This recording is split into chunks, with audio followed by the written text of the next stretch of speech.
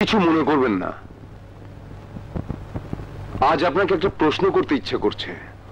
আপনি একজন army officer ছিলেন, আমার বিশ্বাস এখনো আপনার হাতে শক্তি, বুকে সাহস আছে, কিন্তু আপনি প্রতিবাদ করছেন না কেন?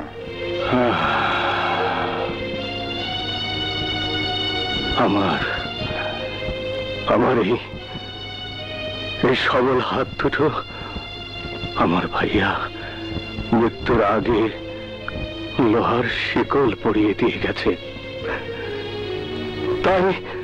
তাই যখনই প্রতিবাদ করার জন্য, বিল্লার অত্যাচারের বিরুদ্ধে রুখে দাঁড়াবার জন্য আমার বুকের ভেতর প্রতিবাদী মনটা বাঘের মতো গর্জন করে ওঠে। ও তো উর্মির সাথে খেলা করছে মা।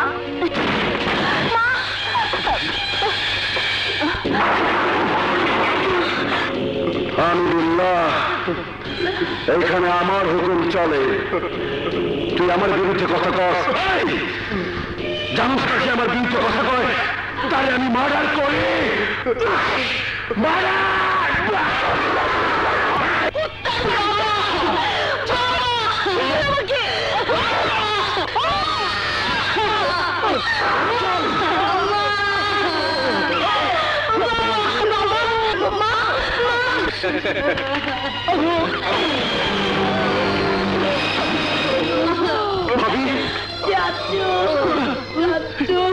ভাইয়া ভাইয়া ভাইয়া ভাইয়া ভাইয়া ভাবি অবস্থা কে করেছে?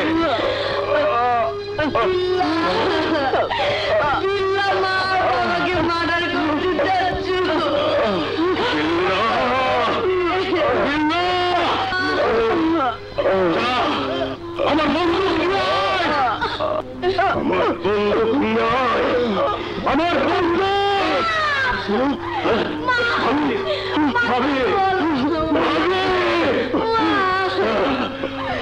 আমি বিল্লাকে বুঝিয়ে দেব।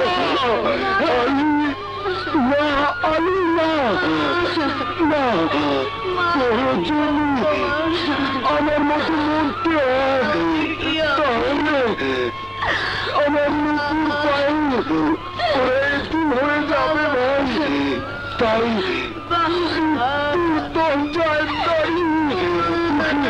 আমার রক্তের কসম দিয়ে যাচ্ছি ভাই, তুই প্রতিবাদ করার জন্য হাতে অস্ত্র তুলে নিবি না, কথা দিয়ে অস্ত্র তুলে নিবি না।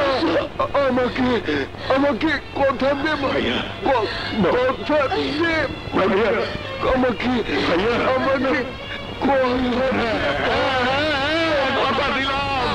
কথা দিলাম ভাইয়া, কথা দিলাম ভাইয়া, ভাইয়া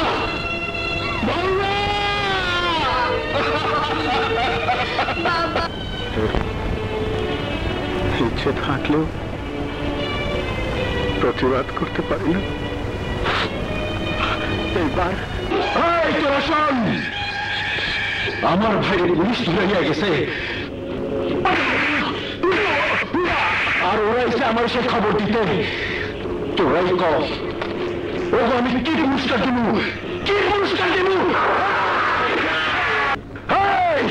তোরা তৈরি হ, আগে থানা আক্রমণ করে আমার ভাইকে উদ্ধার করুন, তারপর মার্ডার করবো পুলিশ ইন্সপেক্টরে, নইলে আমার ঘুম হারাম হয়ে যাইব, হারাম।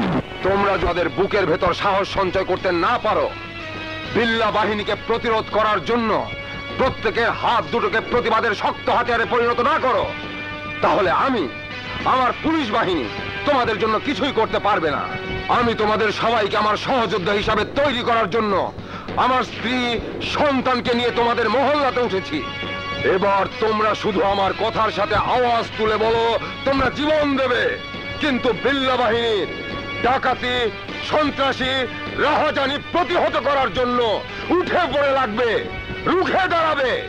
অবশ্যই এই মহল্লাবাসী বিল্লার অত্যাচার থেকে মুক্তি চাইবে, আর এই মুক্তি পাওয়ার জন্য আমরা সবাই জীবন দেব।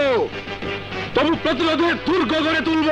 তোমরা ইন্সপেক্টর সেলিমকে চিৎকার করে জানিয়ে দাও আমরা জীবন দেব, তবু লড়াই করবো, আমরা জীবন দেবো, তবু লড়াই করবো, তবু লড়াই করবো।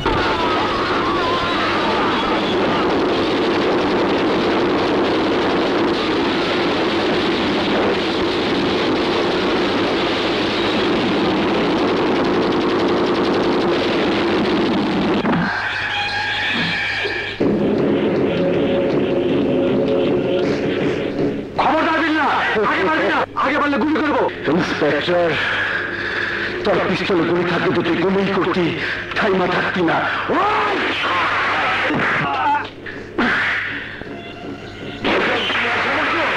আমি বাইতে থাকতে আপনাকে তোর দম নিতে পারবো না।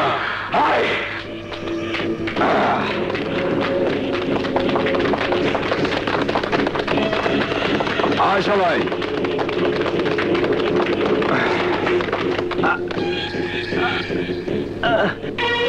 আমি বুঝতে পারছি না, তুমি সবকিছু জেনে শুনে কেন বিল্লা বাহিনীকে ধ্বংস করার জন্য উঠে পড়ে লেগেছো? আমি একজন আইনের মানুষ, তাই। যারা ইতিপূর্বে বিল্লা বাহিনীকে ধ্বংস করার জন্য এই এলাকাতে এসে লাশ হয়ে ফিরে গেছে, ওরা প্রত্যেকেই তোমার মতো আইনের মানুষ ছিল।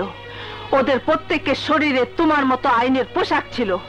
তাই বলছি, তুমি চাকরি ছেড়ে দিয়ে আমার আর কাজলের মুখের দিকে তাকিয়ে এই এলাকা ছেড়ে ফিরে চলো।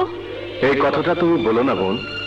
যারা লাশ হয়েছে ওদের মধ্যে আমার ভাইও একজন। আমার এই ভাতিজির দিকে তাকিয়ে দেখো, এই অসহায় মেয়েটার দিকে তাকিয়ে দেখো। নূপুর আর পায়েলের চোখ দুটো